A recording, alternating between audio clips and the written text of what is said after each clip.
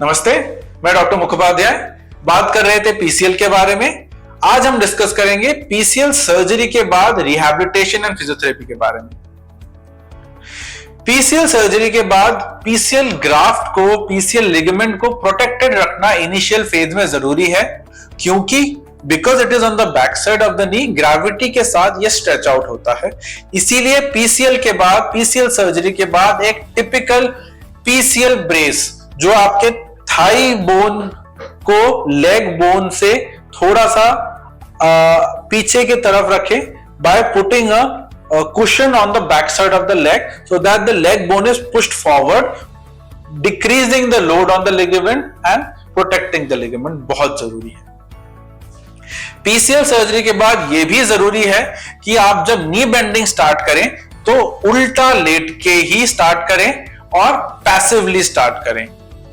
Active नी bending से भी PCL पे लोड पड़ता है जो उसको लूज होने के लिए मजबूर करता है। वेट बेयरिंग हम डे 1 से स्टार्ट कर सकते हैं, डिपेंडिंग अपॉन आपका एसोसिएटेड कोई मेनिस्कस या कार्टिलेज इंजरी है कि नहीं है। अगर है तो अकॉर्डिंगली आपका वेट बेयरिंग शायद डिले हो। ब्रेस 6 वीक्स तक कंपलसरी होता है। इस दौरान जितनी भी नी बेंडिंग होगी वो पैसिव प्रोन नी बेंडिंग कहते हैं हम।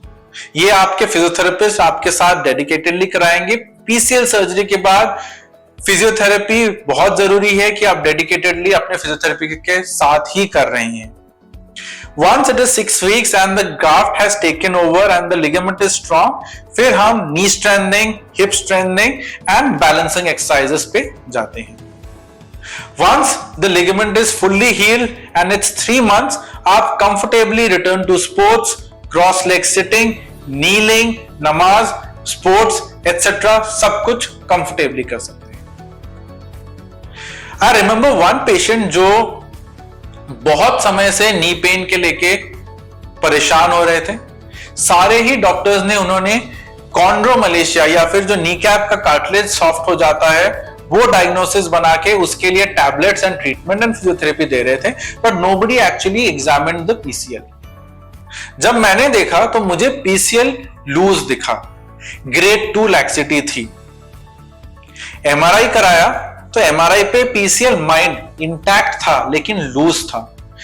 इट इज वेरी इंपॉर्टेंट कि आपके सर्जन आइडेंटिफाई करे कि नॉर्मल पीसीएल एमआरआई पे कैसा दिखता है और लूज पीसीएल कैसा दिखता है, तभी वो आपको प्रॉपर ट्रीटमेंट गाइड कर पाएंगे। Almost after 1 year of suffering from this patient got diagnosed with a PCL injury. हमने उसका पीसीएल रिपेयर किया, रिकंस्ट्रक्शन किया एंड रिहैबिलिटेशन पे डाला। पीसीएल जैसे ही स्टेबलाइज हुआ, उनका लेग बोन का सैग जैसे ही खत्म हुआ, उनका पैटेलोफेमोरल स्ट्रेन डिक्रीज हुआ, पैटेलोफेमोरल पेन कम हुआ and he recovered really well. Don't miss out on PCL injuries. उसको टाइमली आइडेंटिफाई होने दीजिए, टाइमली डायग्नोस होने दीजिए एंड जो भी उसका ट्रीटमेंट है उसको थरली डेडिकेटेडली फॉलो कीजिए। Don't go by the MRI report but by the expert doctors expertise. PCL and other ligament injuries के बारे में जानने के लिए, एसोसिएटेड स्पोर्ट्स रिलेटेड इंजरीज के बारे में जानने के लिए जुड़े रहिए हमारे इस knee injury from sports injuries के सीरीज के साथ। हम बहुत सी ऐसी बातें आपके साथ डिस्कस करेंगे जो लोगों में अफवाहें होती हैं, मिथ्स होती हैं, जो उनके गलत नॉलेज या अधूरी नॉलेज से वो अपना नुकसान करते हैं। ऐसी कई चीजों को हम यहाँ पे डिस्कस करेंगे और मिथ्स को बस्ट करेंगे।